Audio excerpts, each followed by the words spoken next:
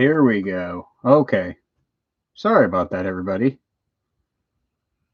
That was weird. It's been a while. I'm a little rusty. What can you say? It's Mr. Zeke coming to you from a different bench for a live chat. I've gotten quite a few. Well, now I don't want to say quite a few. I've gotten some emails lately and just asking what I've been up to. And so, because I know I kind of just disappeared off the map. Hey, Silver Vessel. What's happening, brother? Silver Mac. Hey, look at that. We're up to 3. This is like the very beginning, years ago. Gosh, it seems like forever. I thought I would sort of kind of catch everybody up to date as to what's going on. Um, I'll wait for just a few minutes because I know, yeah, it's Silver Mac. It's been a little while, hasn't it? Can you guys hear me okay? I don't know if you guys, it's been, yeah, yeah, Gamma days. Yeah, no kidding, Silver Vessel. Man, I got to tell you, you guys are cranking out some just crazy. I saw some stuff on Instagram. I hadn't been on Instagram in forever, and I saw some stuff you guys were pouring on Instagram, and it was just unbelievable. You guys have taken it to a level that I couldn't even imagine. I'm sipping on some sweet tea. We just got done with a shrimp and crawfish boil. I'm deep, deep, deep, deep in the woods of Northeast Texas. Uh, not not many people around. In fact, if I took the camera outside, all you'd see are woods, and you'd hear those all the lovely sounds of nature, the wonderful sounds of nature. It's kind of like heaven. It's kind of like I imagine heaven to be. Just, neighbors can't see neighbors' houses. All you can see is a little road out front and a gate and, lots of trees. So, Silver Mac, Dixie Silver Miner. Hey, good evening. Welcome to the chat. It's so neat seeing these names. I don't even know how many people still have a bell for my channel. I imagine there's probably quite a few people that just gave up and thought, he's gone. He faded out.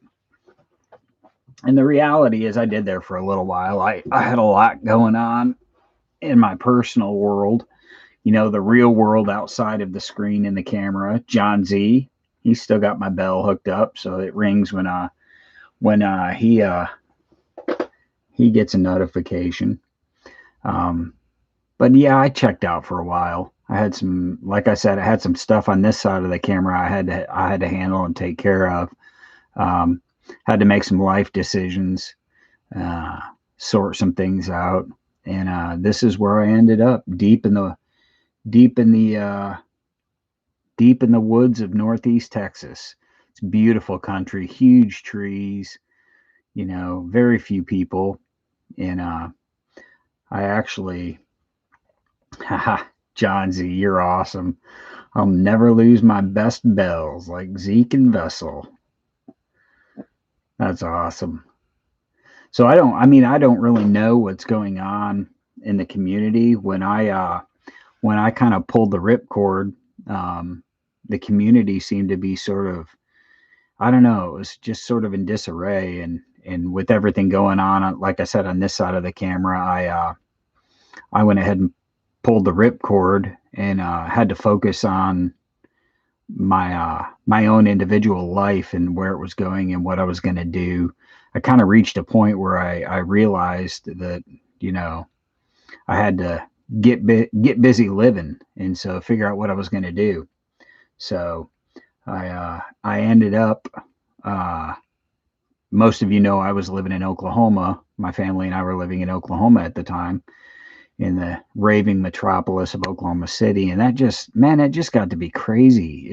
There was just so much going on, so many people, and it just, I don't know. I just didn't want to be around that many people anymore. And so came down to Northeast Texas out in the country. And Jade Schaefer, hey, Jade, it's so good to see you. And I got to pursue the opportunity opened up for me to pursue a lifelong goal, lifelong dream that I had to be a watchmaker. Um, and I jumped on it. Many of you know that I am a vet. I served in the United States Army, and I was a citizen of Texas. I was a resident of Texas when I joined, and Texas has this neat little program where if you join the military as a Texas resident and you serve your complete tour and are honorably discharged, they give you 150 free credit hours to any Texas state school. It's called the Hazelwood Act. And if any of you are residents of Texas and served honorably and didn't know about that, I hope you should know about that. Kilroy, hey, Michael T. Oh, thank you so much. I pray that God watches over you as well, my friend. I actually pray for quite a few of you guys. Bowfin, hey, how's life up north there, Bowfin?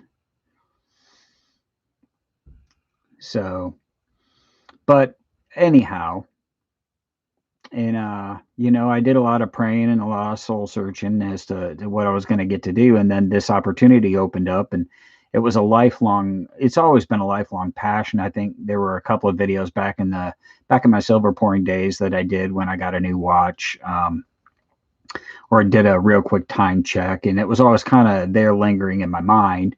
And so I started investigating the world of horology. And no wisecracks about that. That's horology is a study of time and timekeeping devices. And so, oh, Kilroy, you still have the Kilroy was here drawing. Yeah, yeah. So first off, physically, I'm doing well. There doesn't seem to be any hiccups from the heart attack way back when in 2017. Geez, doesn't that seem like a lifetime ago? 2017. It was 3 years ago, but it seems like a lifetime ago. But I've gone through a lot of changes since then. So, geographically and spiritually, and, so it really was a lifetime ago. That was a different me back then. Silver Mac, I don't pour anymore. When I left Oklahoma, I left all of my pouring equipment with my former employer, taught him how to pour. And because I really wanted to devote all of my attention and focus on this because this is going to become a career for me, and so I really shifted gears. It's like going down the highway at about 80 miles an hour and then throwing the car into reverse.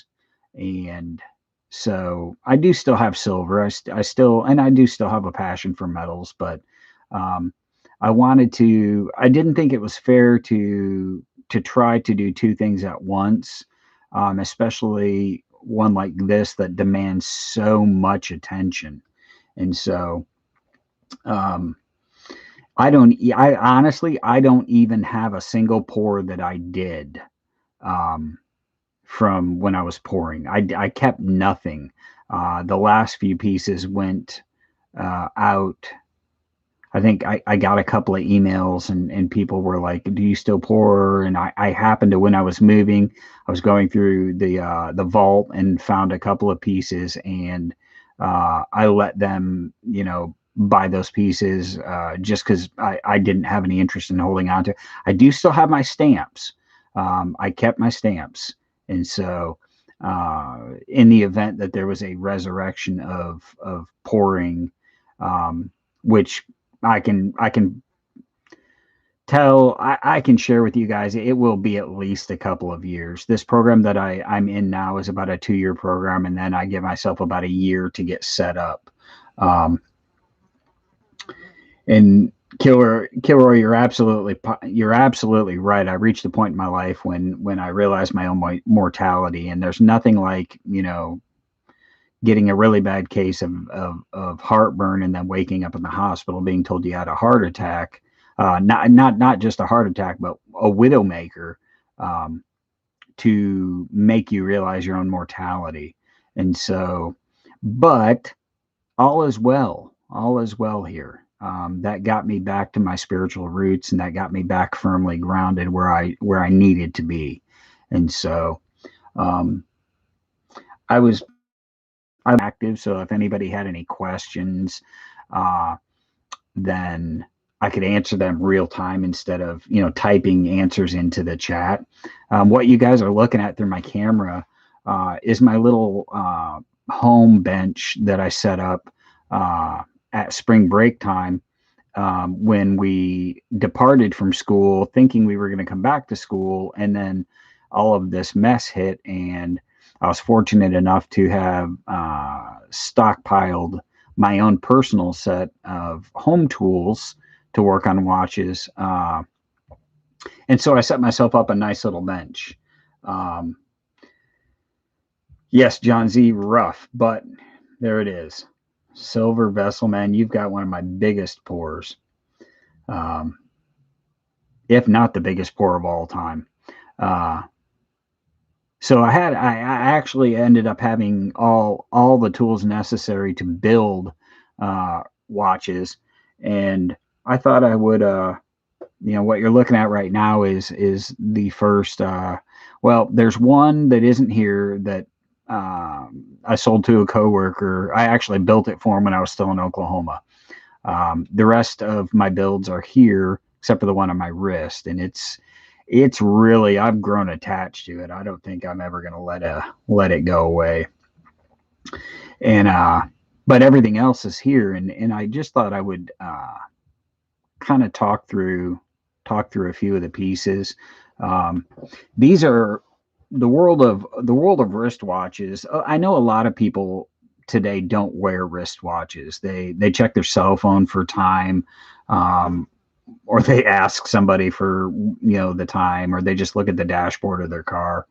And I'm a bit of a romantic in that I love the idea of being connected to a timepiece on my wrist. And I know that there's a lot of people who, a watch is an inconvenience, or it's just, something they picked up at Walmart, and, when it stops working, they throw it away and they pick another one up. But I have a little different take on wristwatches. To me, I have a connection to the watch that I'm wearing. Tomoko, hey, brother. It is so good to see you. Maple Stacker, thank you. Yeah, Silver Mac, it's funny. I don't think anybody has as many pieces as Silver Vessel does. And it's amazing because Silver Vessel is just, he went from being a consumer to being a producer almost overnight. It was just unbelievable. And he didn't just go from being a consumer to just pouring simple little bars and stamping them. I mean, he and Mrs. Vessel just crank out just pure artwork, just absolutely amazing. It's amazing to me, the artwork that they put out. But I don't want to get off topic, but it's, that's the whole point of this as a chat, so that I can interact with you guys. John Z, overboard, never. So I have a different take on wristwatches. To me, they are a connection, and they remind me, as my professor said, of my mortality. As the hours and the minutes and the seconds tick by, it gives me perspective that those are hours, minutes, and seconds that I can't get back. Which is why I really prefer the analog. you have basically, you guys are going to get a bit of an education. You basically have two different types of displays on watches. You have a digital display, which basically tells it, you just read the numbers. And then you have what you see in front of you, the analog type display, which has a minute hand, an hour hand, and a second hand. And they come in so many different flavors and so many different brands. And I got caught up in all the different brands. And I found myself just never really truly happy with what mainstream watchmaking was making. I was always looking for the next 11 Robert 11. Wow. That is a blast from the past. But I was never really satisfied. I was always very curious as to what was, I had very nice mechanical watches. And basically you run into two categories of watches. You run into quartz watches. This is an example of a quartz watch. Let me get this so it shows up. Get it focused. All right. So you notice the second hand is at the 3 o'clock position and it ticks. Try to get this to focus a little bit better, but this, I forgot how much fun webcams were. But you can see that second hand ticking. All right. That's a quartz watch. Inside this watch is a power cell, also known as a battery, and it runs through a quartz oscillator, and it basically has a series of gears and motors that cause that to work. And I have mad respect for quartz watches. If you're looking for something that is just spot on accurate, you can't beat a quartz watch. You really can't. But in all reality, in this day and age, if you want to be that accurate, just use your phone. I like the fact that and this is going to sound completely opposite of what you would expect from a watchmaker. I like the fact that my watches gain or lose a few seconds a day. It doesn't bother me every 3 or 4 days. I unscrew a crown and, reset the time and the date for it. Let's take this stealth one I built. Just basically I'll unscrew the crown. Oh, this one doesn't have I took the winding stem out of this one for the one in my wrist. We'll use the one on my wrist. The winding stem should be here tomorrow for that. We'll use this guy right here, the classic, what I call the classic. So basically, I'm going to unscrew the crown, pull it out, give it a good wind, pull it out again, and rotate the hands. If I need to add a minute over the course of a week or 2 weeks or whatever, I can set it to whatever time. What time is it? It's 8:28. All right. So rotate this baby around to 8:28.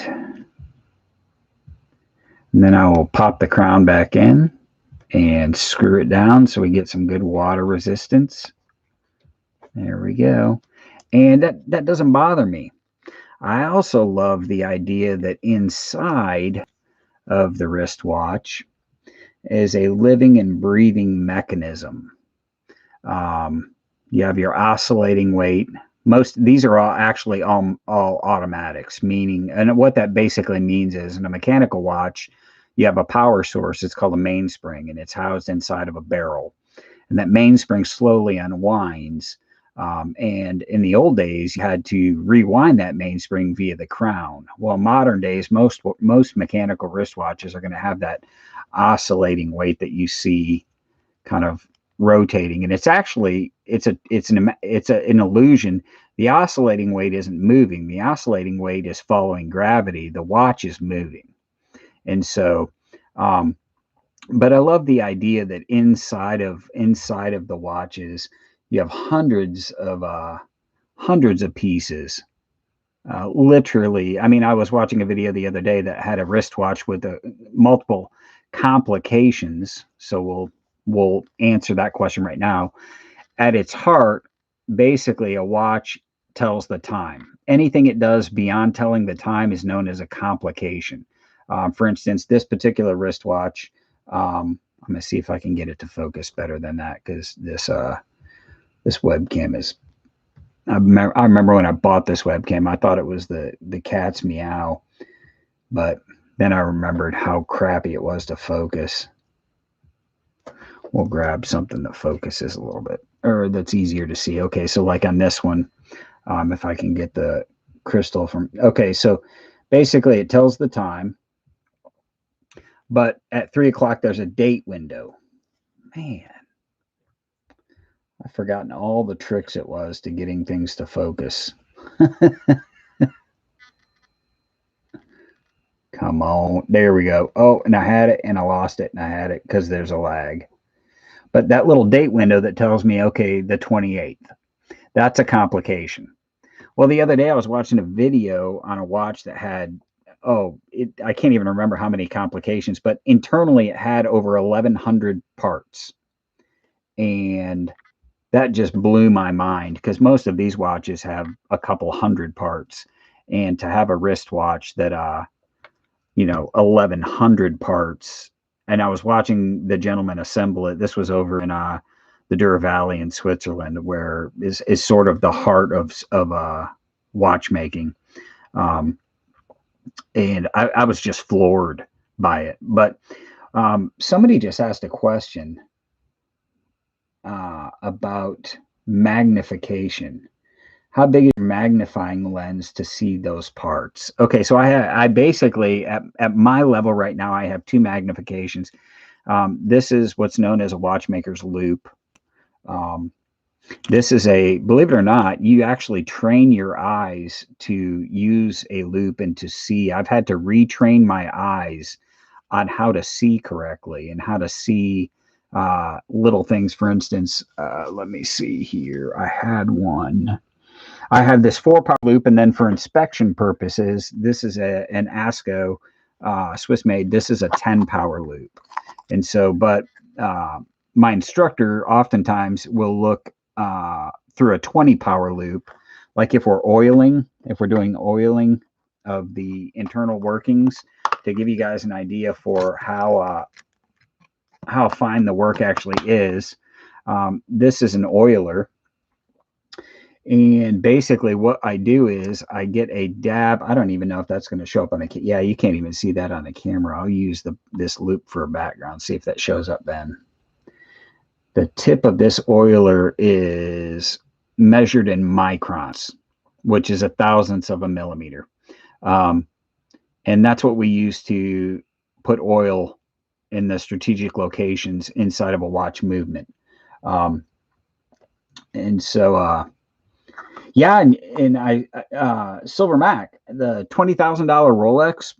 Once you get into the serious study of horology, you find that $20,000 in the world of what's called hot horology, that's just that wouldn't even get you into the starting level. If you guys want to see what, oh, you know what? I'll tell you what. I'll do a little demonstration here real quick.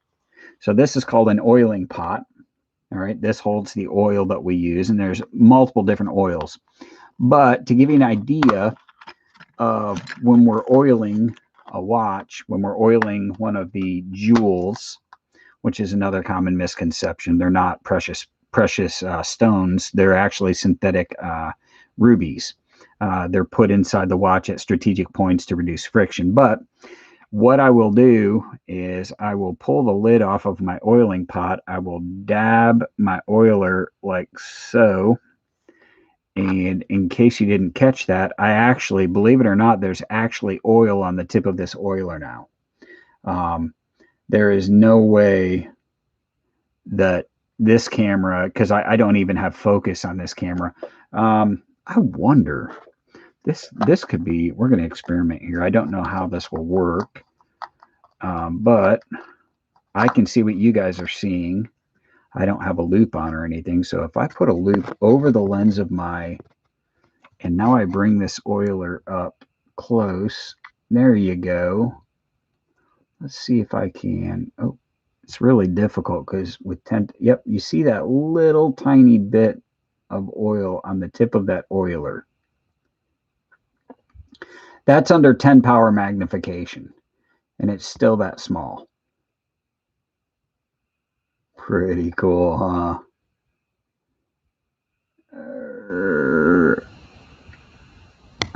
So anyway, that is oh, I have to clean the tip of the oiler because you never put them away dirty. So we've got this neat gummy stuff called Rodico, and it's specifically for the watchmaking industry. And you just you put the tip of your oiler in there and cleans it off. You got to pay attention to what I'm doing now. I wear bifocals now. And otherwise I'll stab myself in the finger with my oiler. And I've talked to people who've done that, and apparently it's unpleasant. So, but yeah, for instance, this oil pot, that little bit of oil, those 3 different oils, that should last me for pretty much an entire semester of school. And so I have to keep that oil very clean. But let's see, let's put these in chronological order. The first one that I built is down here, and this is an automatic. You'll notice there's no numbers on the dial, just indices. Those are the markers. And you'll notice that there's no date complication on this. This was built just to be just a straightforward timepiece. That's all it is. And this was back when I was building larger watches. So let's wind it, give a little power to it. Now you can see that paddle second hand moving.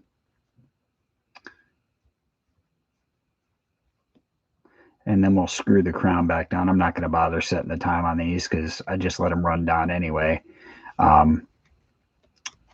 Where's my microfiber cloth? There you go. Get a good microfiber cloth to get it good and clean. No numbers. How will I tell the time? Well, a little bit of practice. It actually does have minute numbers around the outer track. You can see them there. So, Christopher Sanchez, whip out your snakes. It's so good to see you. And I'm trying to watch what I'm doing here, making the video and watching the chat. I forgot how much fun that was. So that would have been the oldest one here that I made. And that's running a Chinese movement. It's a Miyota movement. It's the same mechanical movement that Citizen uses. And I think that one may have, yeah, that one's got a solid case back on it.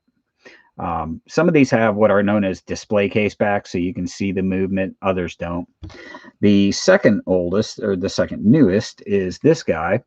And I liked on this one the idea of having a large, super visible minute hand. You can see that giant orange minute hand. And then the hour hand is actually that short, stubby white hand. And let's give that one a wind, throw a little power to it. And one thing that I always make sure that I do is I always make sure that I use luminous hands, because I like to be able to read my watch in the dark. I know a lot of dress watches don't have luminous hands, which is probably why I don't wear dress watches. I've had them, just don't care much for them.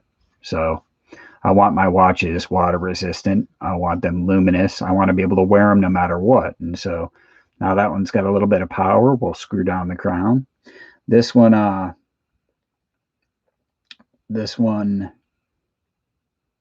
is this one's a larger case. You know, it's got a polished side and then a brushed bezel. And this one actually does have a display case back. And this is also running a Miyota movement. It's an 8215, which is a very popular Citizen movement. But I got an idea. I wanted to show you guys the beating heart of the watch. So I'm going to use my 4-power loop. We're going to put it over the lens. Things will get funky for a second. Just bear with me. All right. And so, see if this will work. There's a little lag, so everybody bear with me. Can everybody see that balance wheel that's oscillating in there? That's what actually divides time inside of a mechanical watch. It oscillates back and forth. and it does it at, depending on the frequency of the watch. This particular watch beats at 21,600 beats, or 21.6. Also, I believe that's also known as 4 hertz. And so, but that little oscillating mechanism, the balance wheel and the hairspring, that's what divides the time. And if you can see that little post coming out with the 2 rivets in it, those are pins. Underneath that's a little fork, and that fork is going back and forth. And that, my friends, this is really cool. I never thought about using my loop over my camera, but that is what causes what we know as the sweep second. You notice that that second isn't really ticking as much as it is sweeping. Now, the higher the frequency, the smoother the sweep. So this is a relatively low frequency. So it doesn't sweep as much as, say, a watch that beat at 28,800 beats per second or per hour. And so it's not really wanting to focus. There's a lot of glare, and that comes from sapphire crystals. The sapphire, the glass, the mineral glass, these aren't mineral glass, they're actually sapphire. See if that's any better.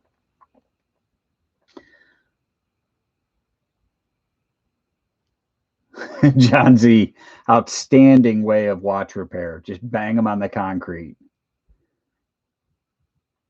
Chef, I said sweep second, not sweet second. And if that's what you've got, well, I'll leave that one alone.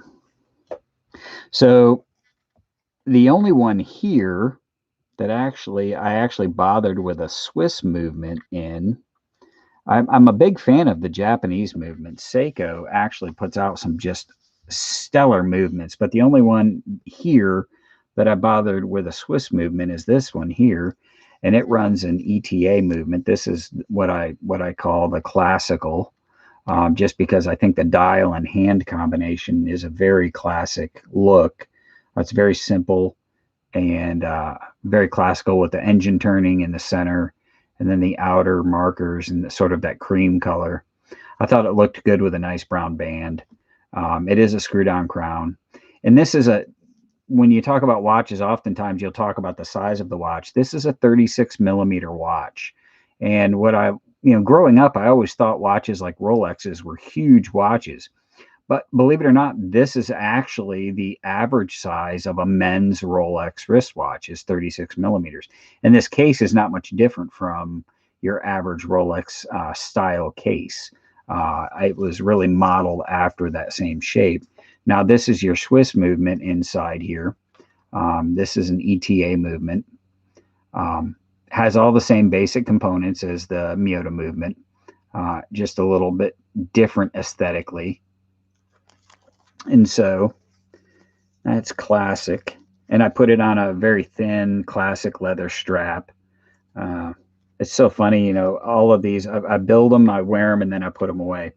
After that, hey, I just got a text from my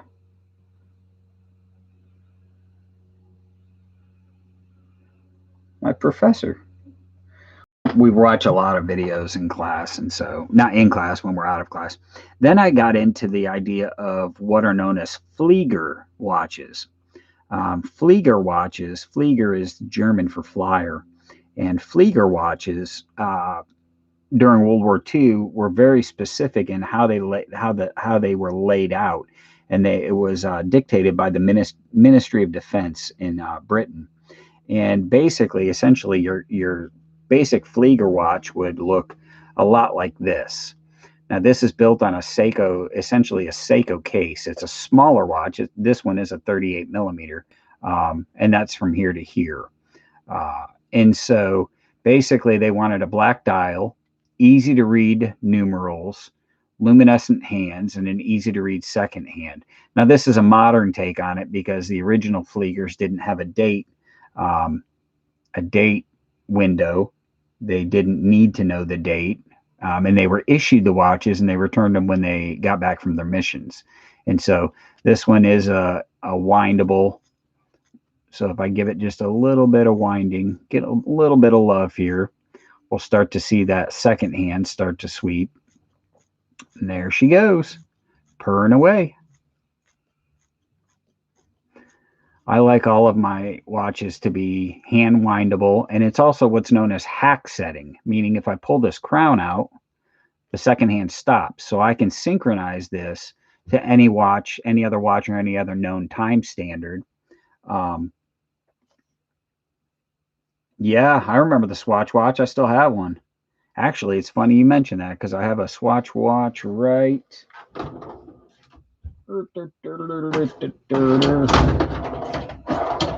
I have one right here. Now the question is, who can tell me what Swatch watch stood for?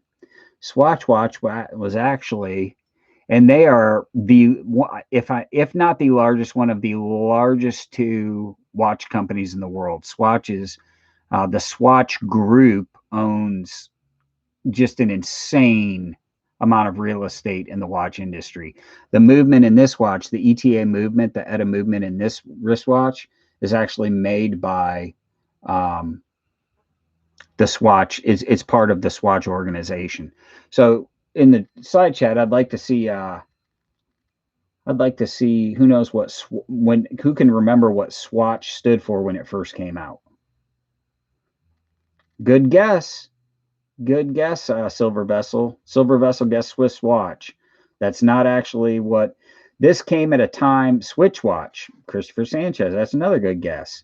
The Swatch watch came out at a critical period in time for the Swiss watch industry. It's when quartz came around, and it was really putting a hurt on the mechanical watch industry.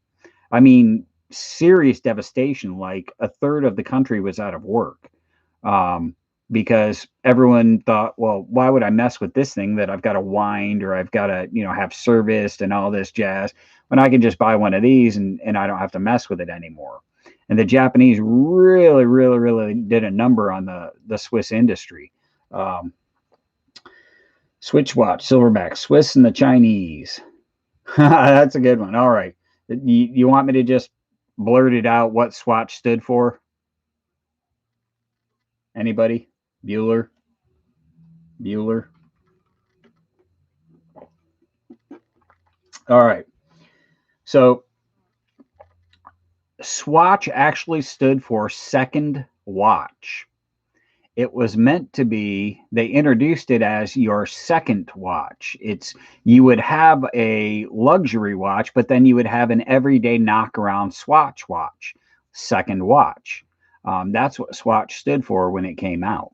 I picked this one up a few years ago in Las Vegas. They have a retail store just right there on the strip.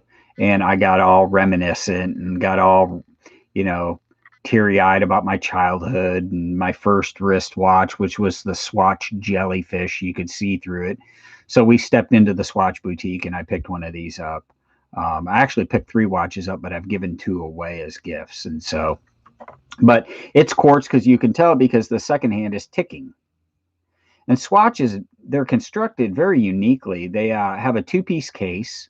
They have the main case, which doesn't have a removable back. The entire watch is built through the front. So the only way to service this watch is to take the bezel off and then bring the watch out through the front, making them not feasible to service. You can change the battery, but that's about it. And so, and where mechanical watches, I think the smallest jewel count of any of these watches is 21 jewels. You'll notice on the back of the quartz Swatch watch, it says 4 jewels. Silver Mac, that was my second guess. John Wells, yeah, the name Swatch is a contraction of second watch, as the watches were intended as casual disposable accessories. Well done, Mr. John. Well done. John Z, just tell me I'm too dumb. All right. But anyway, so yeah, I don't have, and I actually, we've studied in depth how quartz watches work, and it's amazing. The quartz crystal in this quartz watch oscillates or vibrates at 32,768 oscillations per second. That's how many times that quartz crystal in the shape of a tuning fork vibrates per second. And so I have a great deal of respect for quartz.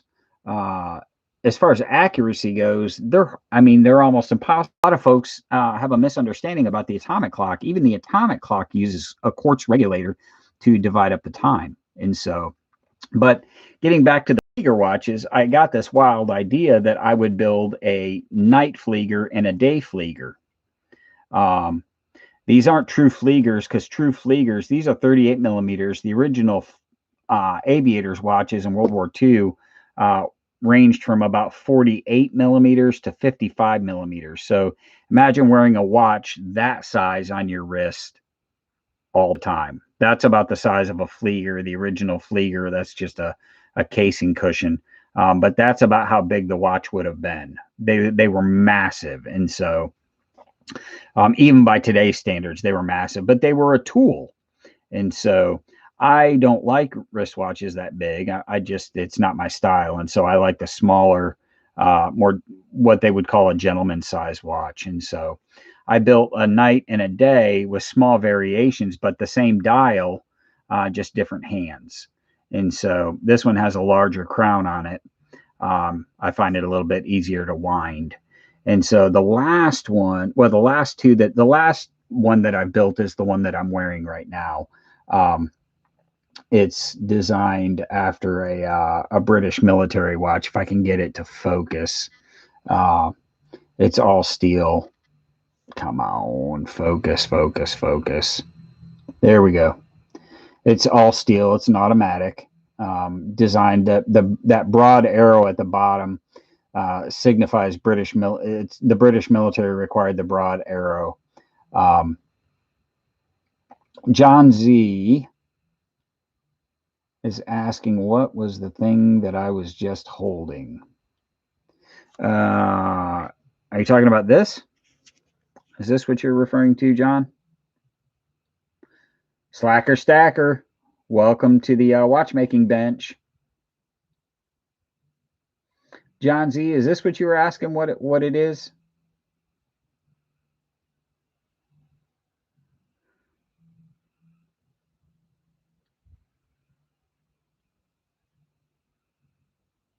This is what's known as a casing cushion. It's basically a fancy term for a semi-hard surface with a leather coating and a metal band. And this is designed so that if I need to take the back off of a watch, which, yeah, I'll go ahead. It'll take me a second because I have to put finger cots on. Jade Schaefer wants to know, will we be able to get Mr. Zeke at some point? I don't understand what that means, get Mr. Zeke. So these are finger cots. Please, let's keep this family friendly. But you never touch the inside of a watch with your bare skin because your bare skin has oil on it. And so in the watchmaking industry, they basically got fancy, cut the fingers off rubber gloves, rolled them up, and sold them for ridiculous amounts of money. And they're called finger cots, and they keep the oils from your skin off of the movement of a watch. And so I am going to apply. I know that someone I'm just glad Golden Arms isn't here, because if Golden Arms was here, this chat would have gone downhill really quickly once I started putting these on. It may be, I haven't looked. Mr. Zeke watches got deleted for some reason. I don't know what that means. Yeah, John, Hardy, hardy ho. I knew somebody. I got to remember the mental age group that I'm dealing with sometimes. You guys are a hoot. But I have a great deal of respect for everyone, and I have a great deal of respect for what's inside of this watch. So, a casing cushion allows me to put the wristwatch. This is a little Seiko diver. It's got the rotating bezel for elapsed timing. Um, it allows me to place this down and open the back of the watch without damaging the crystal. And so once and now I can take the back off, and now I've exposed the inner workings or the movement or caliber that's inside the watch. You have let me grab up. All right. So now I don't even like to touch the movement itself even with finger cots. I always use something else. And so you have the oscillating weight that goes around and adds power to the mainspring. And on this one, you can actually, the way it's laid out, you can actually see the barrel that holds all the powers right here at the tip of this stick. And I'm not paying attention to whether I'm even in focus. So anyway, yeah, gloves, you would think gloves would be easier, but they actually, your hands end up really sweaty when you wear gloves. And so finger cots are really nice in that, you buy them. I think the last package I purchased had 1,400 of them in it. So anyway, Johnsy, that's a casing cushion. There's a lot of interesting tools in the watchmaking industry, from finger cots to tweezers that are specially made. These are bronze tweezers. We use a lot of brass and a lot of bronze tweezers because they're non-marring and they won't mar the. So where is the crystal? Okay, so basic watch terminology, we'll go through that. That's easy enough. The crystal is the generic term for the glass that protects the dial from the outside atmosphere. This is the crystal. Does that answer the question, Silver Mac? This one has what's known as this is a crystal. The company that sells this particular type of crystal is Crystal Times, and this is known as a top hat crystal, meaning it actually, the shape of the crystal, it sticks up above the bezel. It's kind of an old school rounded on the edge and then flat top crystal. A lot of people prefer that to the factory stock crystal that comes in the watch that's flush with the edge of the bezel. And so you basically, the parts of the watch that you would interact with on a regular basis are going to be, let's get a piece of pegwood.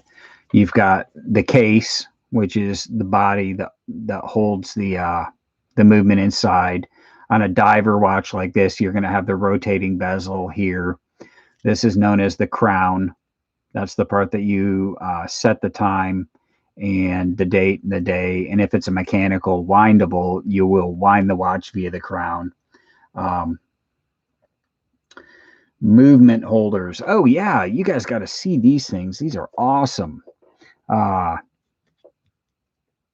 So I deal with several different brand movements. We saw the ETA movement in this watch, the ETA movement, and that particular caliber is a 2824.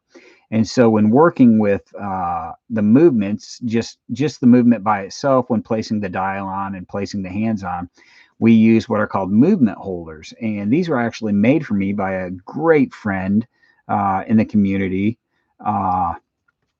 And he happens to be in the chat tonight. John Z, hey man, I was so glad to see you here.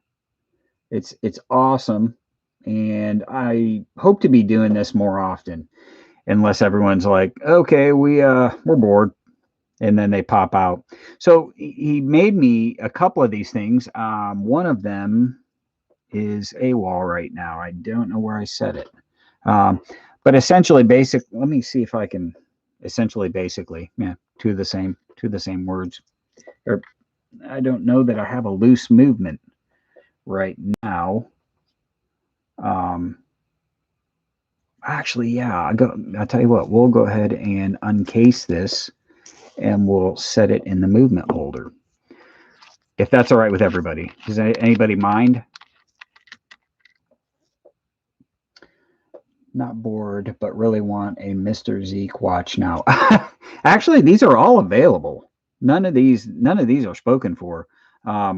It dawned on me the other day that I have too many watches and that I should probably start letting them go. And I decided that I would keep one, and that's the one I'm wearing, and the rest of these are up for grabs. And so, but that wasn't the purpose of the video. So the video was just to let everyone know that I'm still alive, doing well, and loving life, loving the blessings. This doesn't have a winding stem in it, so I can remove this movement very carefully. And so I'm going to put it on the casing cushion like so. And it's got an outer what's known as a chapter ring. But movement holders are really neat because they allow us as watch mechanics to have a holder that is specific to the movement that holds it in place when your glove isn't stuck in it or your finger cut isn't stuck in it. And it holds it in place so that we can manipulate the dial, we can manipulate the hands. If we want to take the hands off, we can take the hands off. If we want to take the dial off, we can take the dial off. And they're really, really cool. And like I said, a friend of mine who is actually on this chat,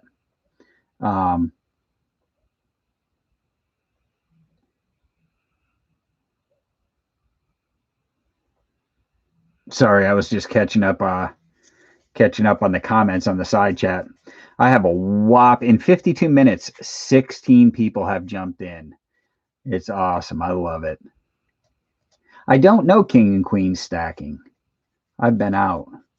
So what I need to catch up. What vibrates? Oh, crystals. No. Okay, so there might have been some misunderstanding there, Silver Mac. I was referring to the crystal, which is what protects the dial from the outside conditions. You're referring to the crystal in a quartz watch, the oscillating crystal, and that's made from quartz. And one thing we don't do as watchmakers is we don't just leave movements out to gather dust, because dust is the enemy of watches, mechanical watches, quartz watches, doesn't matter. Dust is the bad guy. And so while I'm on this chat, I'm going to exercise proper technique. I'm going to set this movement with the dial and the hands back here. And I'm going to get a container. I have one. And I'm going to cover it so that it doesn't get dust. And that, my friends, is proper horological technique. So when you're talking about the oscillating, you're talking about what goes on inside of a quartz watch. The quartz crystal is cut into the shape of a tuning fork. It is fed energy through a power cell, which is the proper term for a watch battery, and through an electronic, through an effect called the see if I pronounce this right, the piezo effect. Quartz is one of the natural minerals that oscillates when it is given a charge. Oh, king and queen stacking. Okay, well, I'm not really new in the community, but I kind of feel new in the community because it's been so long since I've been in the community, or active in the community rather. I do keep up with a few people from time to time. I get a random email, just checking in to make sure I'm still going. But it's very nice to meet you, and I appreciate you coming by. Uh, um, just for you, I will show. Let me see here. What do I have here? Ah, yes, my John Wick silver. This was one of the last pieces of silver that I acquired. My John Wick. I was definitely not in the position to acquire the gold version, um, but I am a huge fan of the movies, and so I had to have at least something. So there's some silver for. No one can say I didn't show silver. So there. See, I have not lost. I have not lost my love for silver. It just hasn't been the primary focus of my daily life. And so, anyhow, the the oscillations from the quartz crystal then go through what's called the IC, which is the brain of a quartz watch, and it chops up the sine wave or the frequency into usable increments all the way down to 1 hertz, which is why you see a visible ticking on a quartz watch instead of a sweeping, because you need a higher hertz count or a higher oscillation to get a sweep secondhand. And so Corn Dog 42, no, when we moved, I was forced to abandon that. Can you believe that? I was so sad to leave that out at the road. Hopefully the trash men saw it, recognized what it was, and decided they were going to take it home. My name wasn't on it anywhere, so if it did not float, then that's on them, not me. Anyhow, yeah, kind of a bummer. But I think honestly, I think my son just lost interest. He just wasn't. He started out pretty fired up about it, and then he just kind of petered out. You know how teenagers are. You know, he's in high school. So Silver Mac, it was such a blessing to see you, buddy. I'm glad you stopped by, and I hope to do this again sometime. School starts back up on the 18th, and so I don't know how much time. I don't know what the internet connection there is like, because the first semester I was there, I was in an apartment off campus, and so I had my own Wi-Fi. I can't believe I'm getting Wi-Fi like this out in the middle of nowhere, but I'm digging it.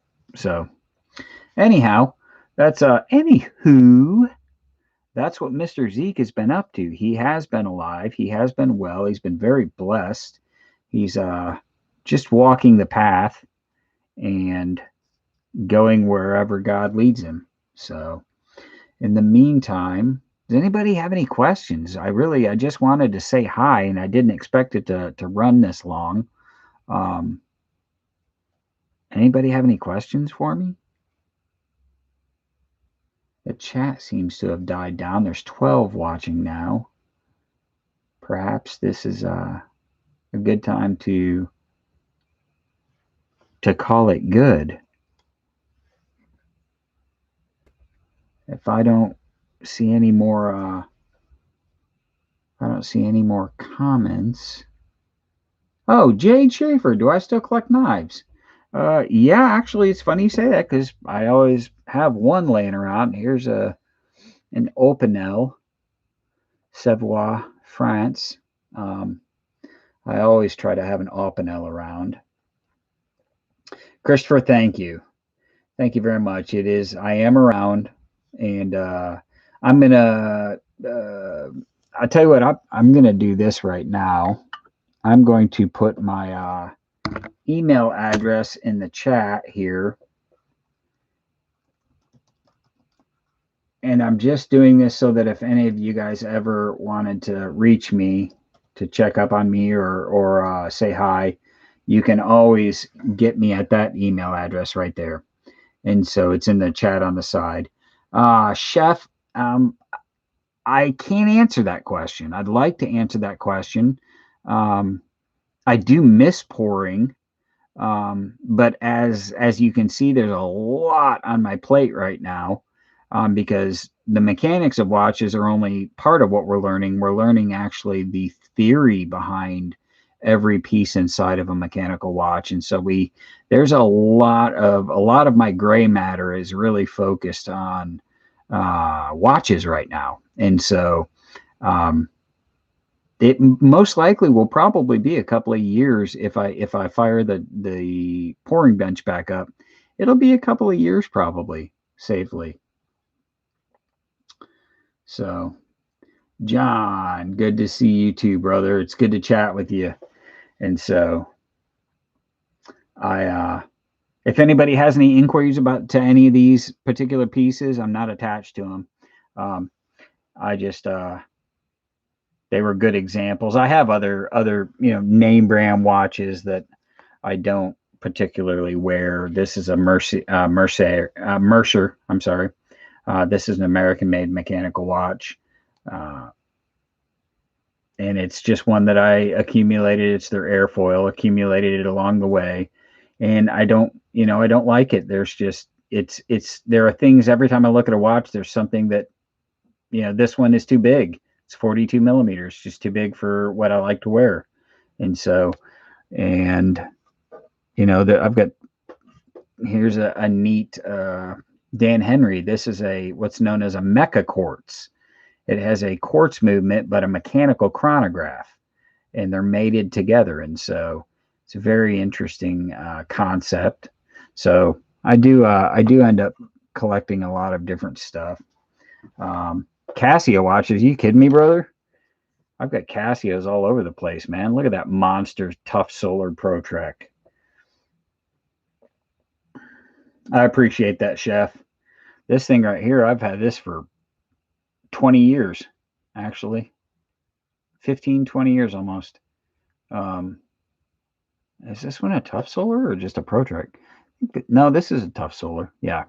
So, yes, I do rock a Casio from time to time, especially if I'm walking into the woods, because all my Casios have altimeters, thermometers, barometers, and compasses built in. Love them. And the Protrek series is standard issue these days in the world of the operator. So, and probably everyone in the watch world gets asked, if you got dropped on a desert island and you could only take one watch, what would you take? And people are spouting off the most ridiculous watches. I'd take my Rolex Explorer because it tells me the time. That's all it tells you. And I'm like, dude, if I get dropped off on a desert island, I'm taking a Casio Protrek tough solar. Never needs a battery. I imagine on a desert island I get plenty of sunshine, and so tells me the time. I have a compass. It tells me the barometric reading, so I know when a storm's coming. They are wicked. So, Chef, I really appreciate that, and maybe I will fire up I'll have to order a crucible. I'd probably even have to order silver. I don't even think I have any melt silver left, and so I sold off the silver that I melted. All I have now is my permastack, and so I had even liquidated some of that to go to school. So, but anyway, appreciate everybody coming by. Just wanted to say hi, let everybody know what's going on. I'm sure other people will go, oh crap, I missed it. And I'm sorry about that, but it just, I had to strike while I had the free time. And originally me and the in-laws and the wife were going to play canasta this evening, but they decided at the last minute not to have canasta. So I asked permission to have a live chat, and the wife said, yeah, sure, go ahead. She's just reading a book. So here's the live chat. So I hope everybody has a wonderfully blessed evening, and I will catch up with each and every one of you later. If you guys want to reach out and say hi or have a conversation, you got my email. In the meantime, God bless, be safe, shelter in place, You notice I didn't even bring that whole mess up. So I will talk to everybody later. It's great seeing you, and I hope you're all well. Cheers, Mr. Zeke from the Watch Repair Bench.